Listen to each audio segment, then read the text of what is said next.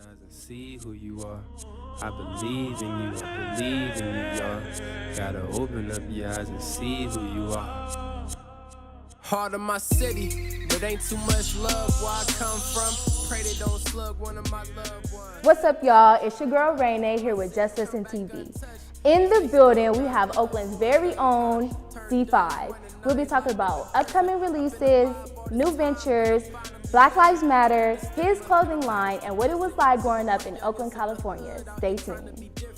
Temptation at an all-time high like David Ruffin. I'm always contemplating something. Was at the gas station pumping when this nigga pulled a crowbar on me.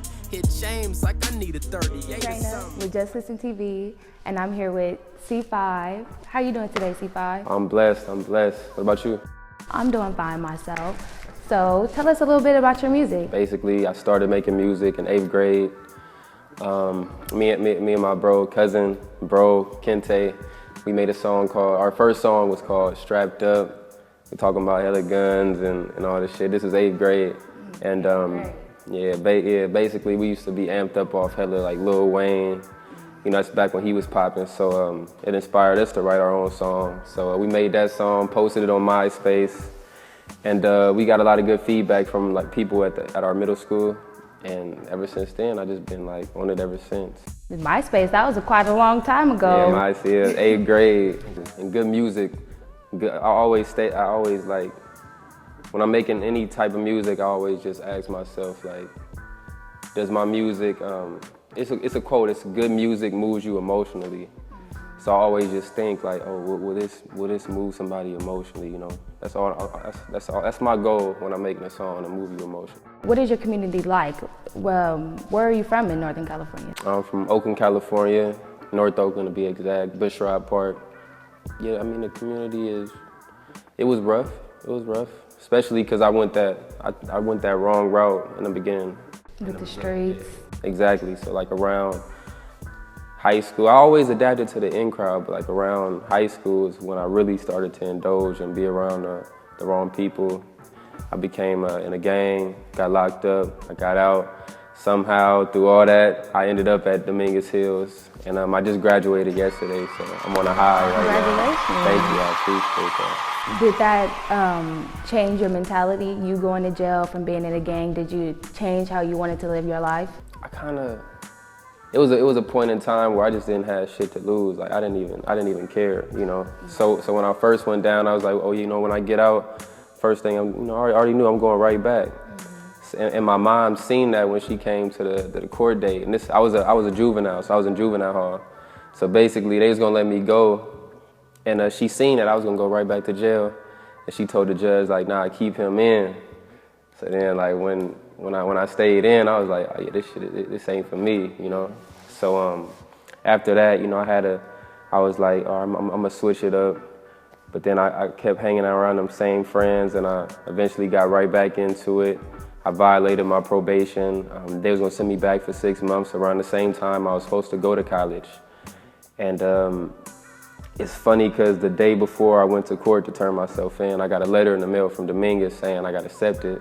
So I took that to the judge the next day, and she overruled the DA and my probation officer and let me go to Dominguez. So it was like after that, you know, I ain't gonna get another chance. So I took that, and I've been on a straight and narrow ever since. Being a young black man like you are, what is your take on Black Lives Matter? Like, I'm definitely an advocate of Black Lives Matter. I actually have a song where I'll reference it in some of my songs. One song called One Day off of the DormFlow 2, I said, what would I say? I'm trying to remember the lyric. It was like mid-verse. I said, one day they love you, next day they acting different, but every day these pigs trying to apprehend us. Like, I know they out to get me, and I mean, yeah, like Black lives definitely matter, and I just feel like you gotta rise above the statistics, prove them wrong, you know? So you have a clothing line, DormFlow. How did it start? I created that in E6 dorm at CSU Dominguez Hills, and so I was just recording the project. I didn't have a name for it initially. I'm just recording, making songs. I get to the end of the album. I remember this night, I texted my boy Hef, he like my ear, A&R, and a brother, and I text Hef, I was like, bro, I'm just name it DormFlow, cause like that's what I'm doing. I'm in the dorm flowing. Exactly. So I just ran with that, and then right when I dropped the project, my boy Dylan, he do all like my screen printing creations Inc. They reached out to me and he like, we just got it going. I was like, all right, like, you want to do some shirts for sure? You know, I ain't into the clothing, but I was like, all right, I'll rep my shit. I never had intentions of it becoming a clothing line, but everybody kind of like, they see me with the shirt, like, hey, like, you feel me? I need one. Yeah, because you know the product went along with the album, because people, you know, they was fond of the music. So yeah, and ever since then I've just been, you know, pushing it. All right, thanks for coming out, C5. This is Juslistentv. How about you tell the people where we can find your music and your clothing? Well, first, thanks for having me. I appreciate it. The music, you can find it on, I post all the new like leaks and stuff on SoundCloud, everything on SoundCloud, DormFlow 2. DormFlow 2 is also available on Spotify, Apple Music, DatPiff. The clothing line, DormFlow.com.